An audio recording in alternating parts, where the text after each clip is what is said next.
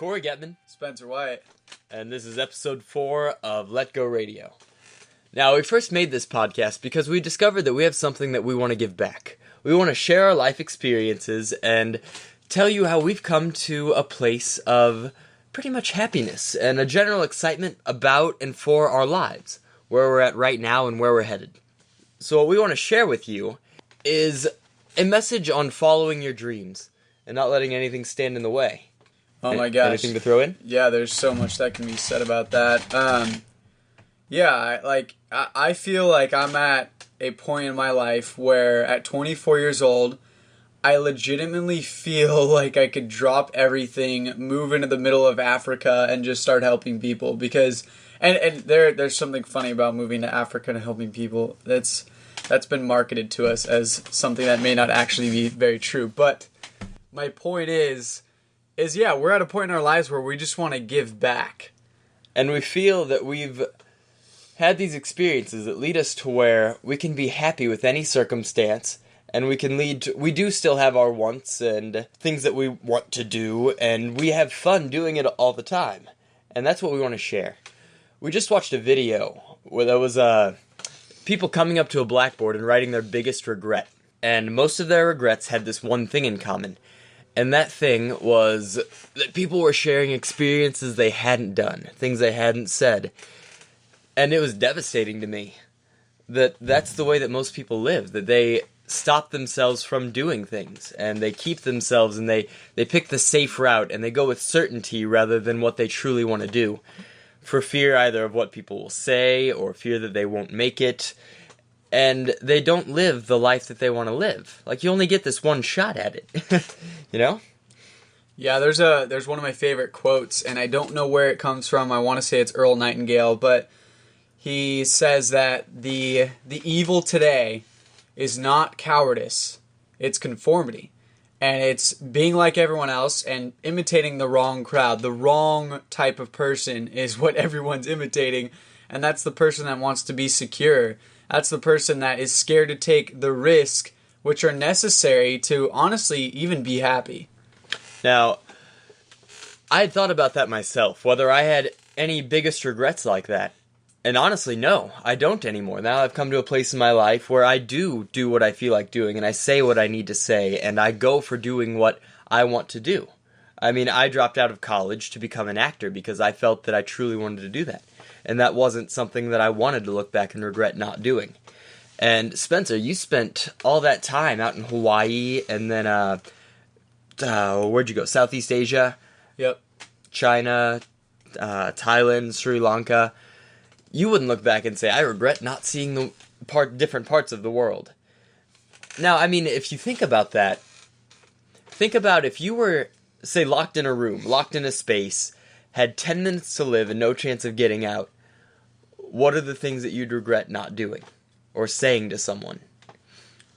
Everybody would have a list of things, and, that's the point here, is make sure that list is as small and inadequate as possible, because if you say things like, well, I regret not seeing the Empire State Building, that's okay. Things like that might be okay, but if they're big things like, well, I always wanted, I looked into it for hours, I did hours of research, I always wanted to go to Southeast Asia, something like that, and you never did it, that's going to be a pretty big regret. And if you do have a big list of those regrets, sit down, write them out.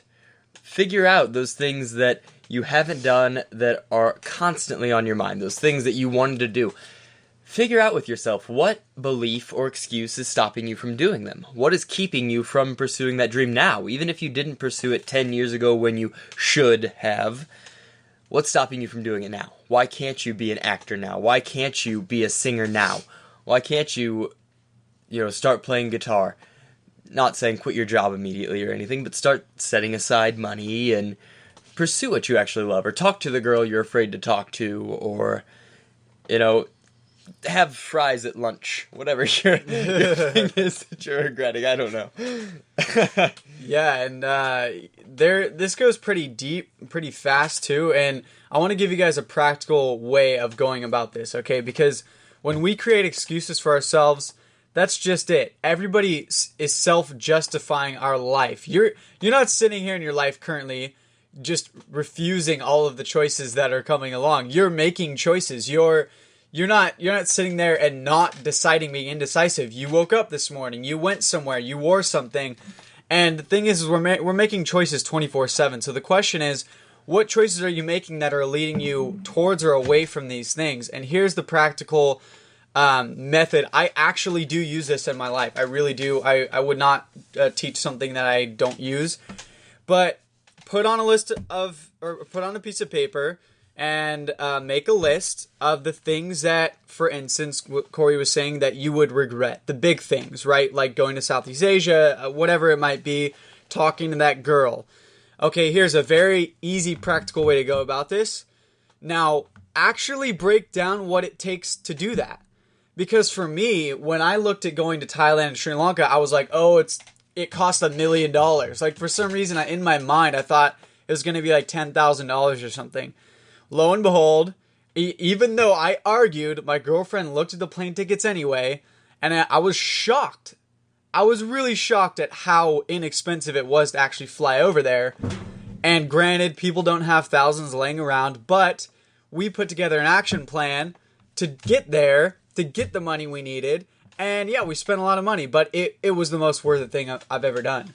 Now, what stops people from doing something like that? The tickets aren't actually that much. I've also looked into it.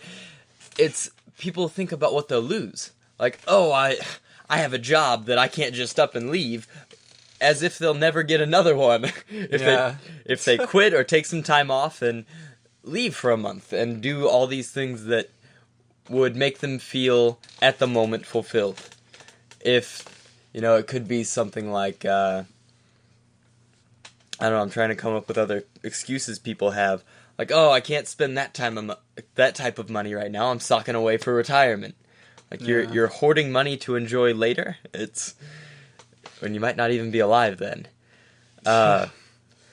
What I wanted to get into is another sort of action plan. A way to realize happiness. A way to realize all the things that are keeping you from being happy. Because I think we can agree that naturally, our natural state is happiness, and there are things obscuring it. You are already happy.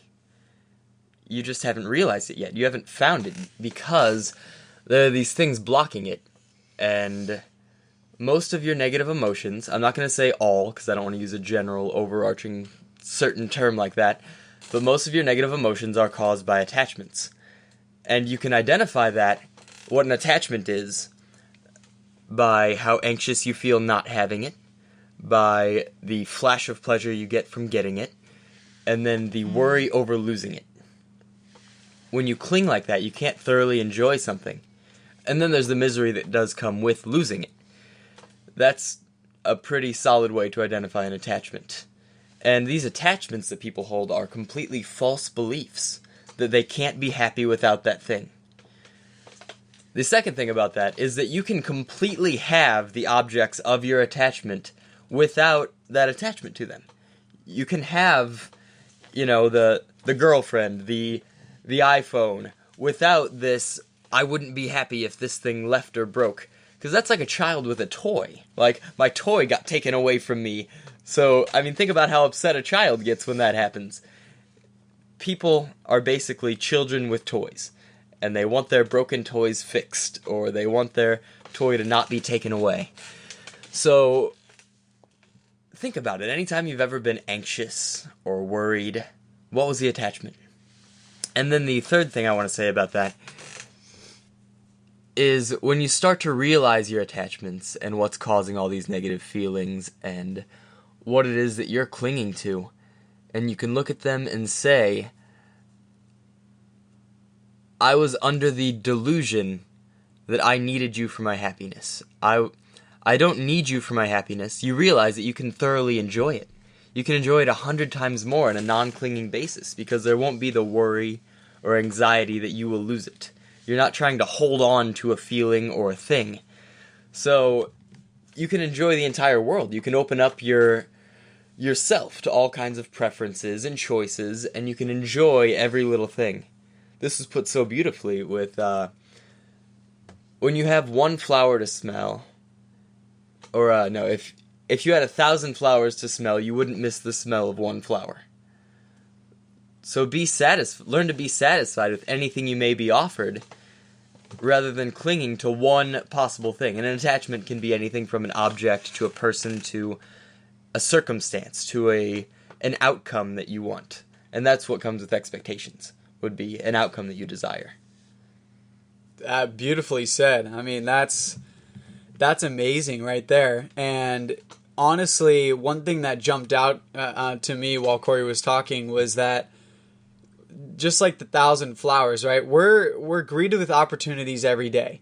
Now, we may not actually recognize these opportunities, and it does. There's basically a muscle, if you will, that is able to recognize opportunity. It's the reason a millionaire could become a millionaire, lose all that money, and then become a millionaire again many times over. There's actually stories of this over and over and over. You can look at someone who's popular in the news right now, Donald Trump. He's actually, yes, he's been a billionaire. He's also been in debt. Billions of dollars. He lost everything and went to debt, billions of dollars. And guess what?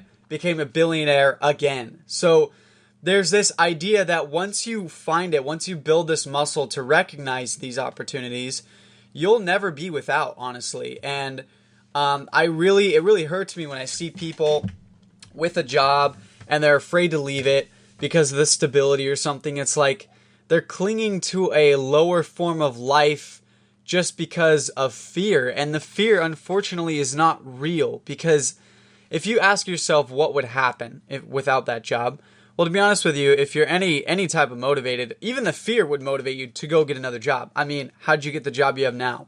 Contemplating that even for a moment, if people took the time to look at that for just a moment, they would realize 1,000 other things they want to do, yes, and would be doing with their time should they not have that job taking up 40 to 60 hours of their life. And they actually have the opportunity to do those things. Right. And they're not even seeing it come by them. Or what's another amazing thing that I see is that people may get offered something that they want to do, but it's a little bit drop in pay.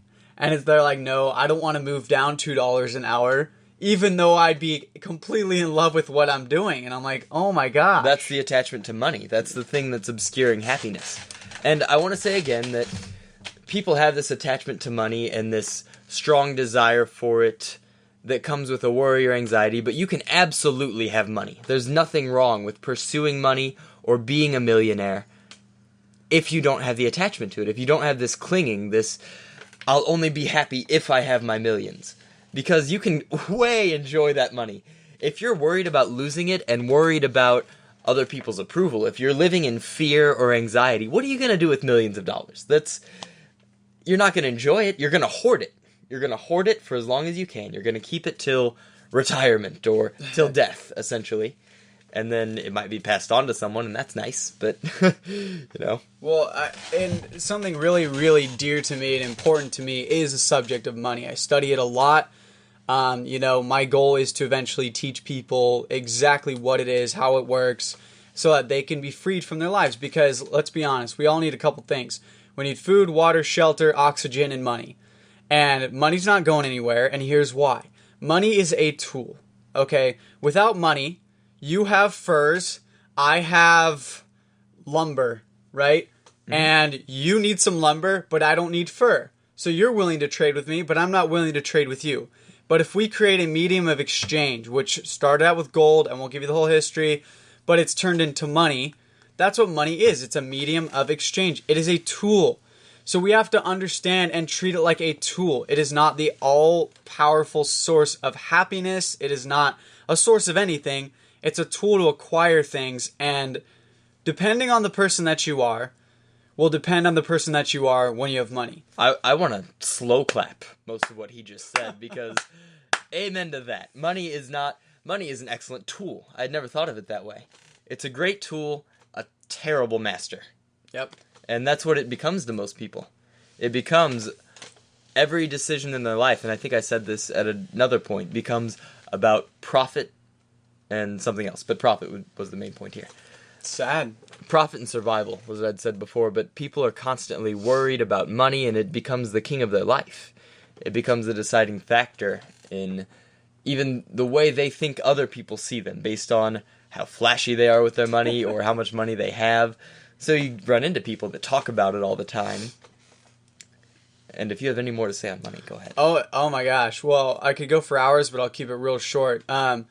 Something else that you'll notice is if you go to places like Compton, somewhere, I'm using that as a generic overall umbrella for all of the lower income areas.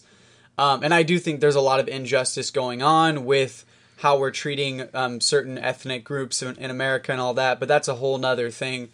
But you will notice, it's kind of funny, you'll notice just as many BMWs, Mercedes, Lexus in those areas as anywhere else. Actually, sometimes even more. Because people feel this need to show off money, that they have money. And the people who show off that they have the most money, A, will end up with no money because they're doing it for the wrong intentions. Or B, they don't have as much money as they're trying to make you think. And well, they think that flashiness, they think that is love, that money equates to love. So the more they show you that you have, the more you're going to approve of and like them or be jealous of them, or right, the approval. That's exactly what they're after. Is it because there's you see a BMW and it makes you feel a certain way, you know it's above a Honda, right? And unless you like the gas mileage. Unless you like the gas mileage of a Honda and don't like fixing expensive things.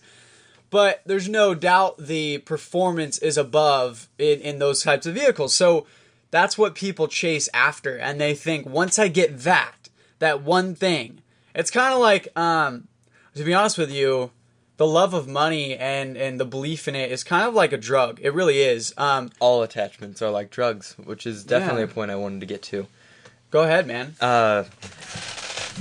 Without your drug, you develop that kind of tension, that worry, anxiety that has a control over you. Because, like with drugs, you suffer withdrawal from your attachment. Say you have something and it's taken away from you, you're now unhappy and you feel that you're going to be unhappy without it. Just like drugs, you feel like you can't function without them after you develop an addiction. And you become addicted to those attachments. When really, they just lead to flashes of pleasure, flashes of this kind of happiness. But if you have, 50 attachments and 49 of them get satisfied in a day, you're still not going to be happy. You have even one left over, one unsatisfied attachment, and you're left in misery. How do I do that one thing? And that's how most people live their lives. Yeah. With these kind of drugs they never see. The other point that I wanted to make on attachments was expectations. It's when you think that something should turn out a certain way, and then it doesn't, and then you have an emotional reaction to it. There's nothing wrong with wanting something to turn out a certain way. You go in for an audition, yes, you're there to book a part. You want the role. But if you get depressed when you don't book that one role, when you felt it was such a certain thing, why did I not get that?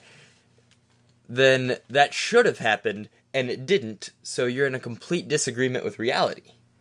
And you feel unfulfilled because you thought that role was your happiness. You thought that getting that one thing, and that's another thing that is that the acting roles are a very good analogy for. With any of these attachments, if you look at them, you've been happy before they came up. Then they came up, and then you felt like you needed it, and now you're not happy. But if you've been happy before, clearly you don't need that thing.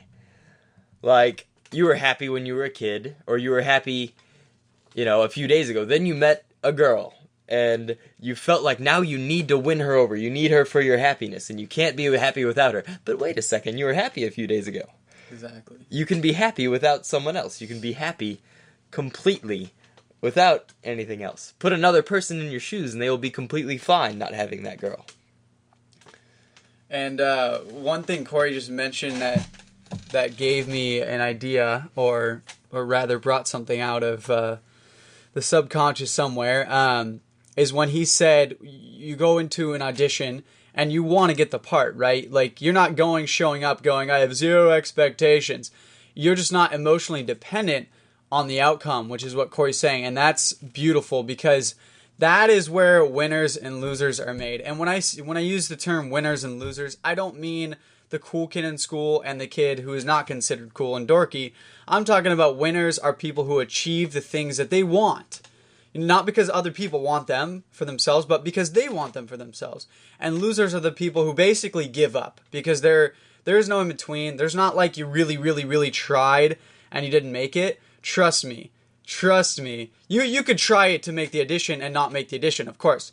But in life, when you have certain goals, like I want to get into a movie, you're gonna get in a movie if you do it long enough. There's no question about that. Maybe it's not a box office movie. You have to see what your definition is there. But you're going to get in a movie. It could be a student film. You're going to achieve your goal. I've done plenty of those. But it's about being non-judgmental towards yourself. It's about being satisfied with whatever happens. And being non-judgmental isn't something you have to do. It's just something you not do. Yeah, accept almost. Well, this can be looked at in the situation of auditions or in other circumstances as well. But when things happen that don't go our way, the failure type people will blame other people or blame themselves. And when I say blame, I mean with strong judgment. With, oh, I went in and I was perfect, but that casting director really hated me, or right. That part just wasn't right for me, or they blame themselves and feel bad about it. I did that, I messed that up, and I'm so stupid for that, and my acting's never going to be good enough. But the successful people, the people that learn to go on to do great things, will not blame themselves, but they will take responsibility. Not feel any negative emotions toward themselves, but use it to improve themselves. And not in a way that boosts the ego or takes it down or anything like that, but they will say, they will look at the audition objectively, almost as if it happened to another person. Okay, what could Kory have done differently in that audition? Well, he was a little out of breath, so I'm using that because it was a real example that just happened recently. How could he work on being less breathy? Okay, there are breathing exercises, there are speaking exercises, there are ways to make your voice flow better, there are any number of things. You can do that with anything. I mean, skateboarding. Like, I don't know how skateboarding competitions work outside of video games, so work on your kickflips or whatever. Yeah. Yeah, this stuff is really important, and this is where I think a life is built upon enduring memories and experiences that will be unsurmounted. Most likely, you will become the person in your family that is doing all of these things and making all these accomplishments, and no one else will do it. It's like the saddest thing in the world, because you're looking around and you're going, oh my gosh, like, I understand this stuff is really hard to learn. Okay, because you got to understand, a drug addict is not sitting there, he's not going, I'm a drug addict. He's going, well, I'm holding up a job. I'm giving you, like a middle-of-the-road drug addict. Obviously, if he knows he's sleeping behind dumpsters, he's got problems. But let's say the average drug addict, the average alcoholic, is someone who doesn't know it. Because they're going to the bar every night after work, they're drinking until they black out and they wake up and they go to work again, and they're paying their bills, they're responsible people in those terms, but they have a problem. And they don't understand that, because someone who can rationally check off all the boxes on the things they're doing in life or need to do, quote unquote, and then they're doing these things on the sides. I know, because I've done this. I've been there, and I didn't recognize that from the outside perspective, I would be considered addicted to something. I'm going, no, I'm making more money than my friends. I'm doing this. I feel great. I should be able to enjoy myself. Yes, but why is that your definition of enjoyment?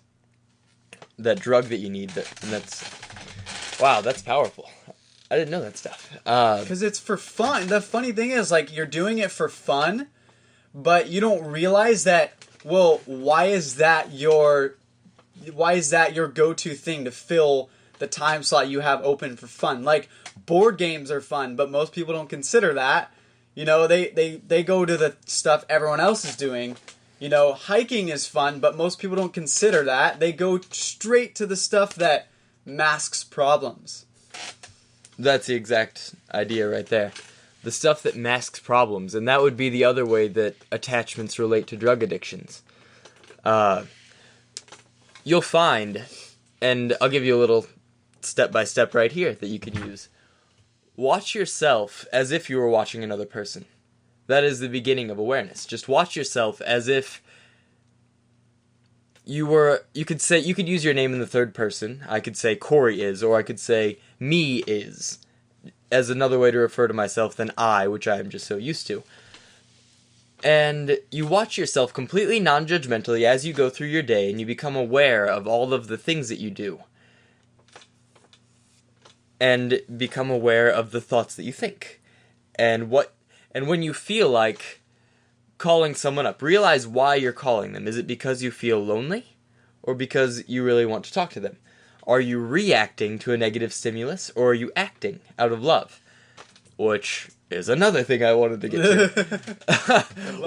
When you drop attachments and you become so aware that you can start living in a place without them where you are happy and secure, you'll notice you do a lot more acting and a lot less reacting. If you notice, a lot of people in life, they do a lot more reacting. They only do things because they're made to do them, because a certain stimulus drove them to do it. Not because they're creating or they want to do it, but because, I feel sad and lonely, so I'm going to call up my best friend. I feel bored, so I'm going to eat a hamburger. Whatever. I can't think of any deeper examples than that right now, but give me a second and they'll come to me.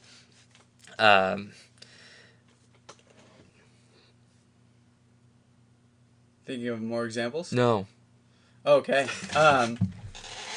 Well, another thing that really I think is essential, honestly, is to understand that going through all of these processes is going to be painful. You need to hear this, because when no one tells you that, and they're like, reflect on yourself and all this stuff, well, I would be going through it, reflecting on myself and going, oh, that's me? Like, I'm embarrassed. I would actually feel real pain. I would actually go, wow, I didn't know I portrayed myself that way, and this was before I understood how, the mind worked, and I could self-reflect in a healthy way. So the first thing is beginning to self-reflect, but majority of the time we're going to do it in an unhealthy way. And that's how I started out, going, wow, I look like an idiot, or wow, I talk like a dork, or my smile is completely crooked, or any one of those things. And we tend to, in the beginning, feel a lot of pain associated with these things. See, I had the opposite experience. It was delightful for me. It was like, whoa, like Really? standing back, and it was really like watching another person, like watching a stranger. Huh. And I'd realize things that upset me, and then I'd talk to myself as though I were talking to another person. Like, I have a cat, so say the cat jumped up and broke a glass, and I'd be like, oh my god, cat, what are you, whatever. Like, I'd get upset at the cat, I'd get upset about the broken glass, and I was in the beginning stages of this, and I observed that reaction and thought, okay, Kory just got upset because his cat broke a glass. And then I turned it into a conversation and said, my cat just broke a glass. And then I turned back on that and said, so? Like, that's a ridiculous thing to get upset about. Like, you'll get over it, you might have to buy a new glass, and that's about it. I would clean up the glass off the floor if I were you. Yeah. And so I was like, well, that is a ridiculous thing to get upset about. And then I cleaned up the glass off the floor and threw it away.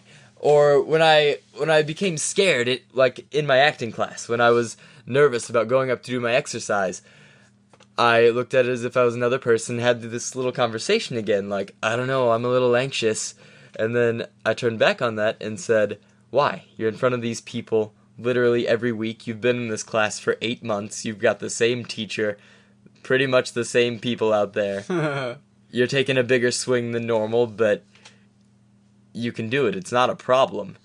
And I was like, why would I be anxious about that? These are the same people, and even if they weren't, what's it matter? I don't know what they think. Yeah. And if they do think negatively of it, then I can just take that and use it as positive feedback. any feedback, no matter how it's delivered to you, depends on how you receive it. You can receive it as negative feedback and feel bad about yourself, or even if they say something negative, you could receive it as positive feedback and use it to build yourself up if you so choose. Or you could just let it go. That's awesome. So it sounds like you went through this like at a more emotionally stable level, it sounds like. I went through it in a gentle, loving kind of way, because that had been the stuff that I was into listening to. Like, I was listening to a lot of Alan Watts and reading different Buddhism texts and reading some Anthony DeMello. And what's crazy is I went through this whole self-reflecting thing about 16 years old. I don't know why it happened so early, but I definitely realized that most people around me were not going through this. Like, there were a couple people who I could talk to this about, but like, even my parents, I don't think have ever completely gone through it, so I'm not sure. Unless it's a normal part of life. I think that most people haven't. Yeah, I don't think most people self-reflect like that. And I think if you're looking for someone who's truly happy, who lives completely fearlessly, without worry and without anxiety, it'd be about 1 in 100,000. It's a very small percentage, yeah. And so I went through that whole experience at 16, like, totally emotionally unstable. So the way, you know how like, around that age you're still like shaping what you think the world needs to see of you and all that? Well, I was going through that, and then I'm self-reflecting on myself and going, what am I supposed to be? Right, like, am I supposed to pick an identity now that I'm just going to be forever? Is this how... I went through this funny phase where I think there was one point where I sat in my room for a week because I like couldn't make up my mind. I'm like, am I like, do I be a good person? Do I be a bad person? I can be anybody I want to be, and if I self-reflect, I can decide how to react to everything. Who am I supposed to be? So I'm like looking for examples of who I'm supposed to be. That's a terrific revelation at such a young age. It was, but it's scary. Most people kind of, they don't think about it that closely or that hard, and they just kind of figure out what everyone else is doing and match it up with their own tastes and attach to an identity that way. Yours is actually like, people can literally be and do whatever they think about and want. It was scary, man, because, 16 years old, you know, I'm living, my dad's really sick, my mom's super busy, so I'm alone a lot of the time, and I think that's why I had a lot of these earlier revelations, because I really was. I went through a lot of pain at a young age, and then I was alone, like, basically to survive. My parents stocked the fridge. You know, I wasn't without hot water or anything, but I was literally alone most of the time, and I would go ride my bike, skateboard, dirt bike with my friends after school, did really well in school, you know, but honestly, I didn't know what I was supposed to do. That I had no one telling me, like, this is what you do. You go get a job or anything. First job I had was a good family friend who said, hey, you want a job? I never had to interview, and I had that job for 7 years. So I never went through the normal process of most people until way later. And I think I had my first interview when I was like 20 years old. And I remember sitting there going, this is weird. Like, people do this all the time. People did this at 15 and a half to get a job. It was so strange. So, but yeah, these are powerful things. And something that leads me to is vision. Just like expectations. What time are we at? You want to wrap it up soon, and we can continue with that in the next one? Sure, yeah. All right, cool. Let's continue with vision in the next one, then. We're going to start the next one off with vision, guys. Cool. So thanks for being with us here, and to wrap this up, to sum it all up, this was pretty much about following your dreams, don't have any regrets left on your list by the time you die. Should that come about. I mean, I know there's no way of telling when that's going to happen, so start on it right now. It really could be today. Realize your attachments, drop them, be truly happy, enjoy every little experience you go through, and be grateful. Be incredibly grateful. Don't hold any expectations for the world or for yourself. Love and watch yourself lovingly without judgment, and I think that's it. I think that's a great end to episode 4. All right. Thanks, guys. With love from Kory and Spencer. And share, get us out there, because I really strongly feel like someone knows someone who needs to hear these messages. All right, ending with like and share. Love you guys. Bye. See ya. Bye. See ya. Bye. See ya. Bye. See ya.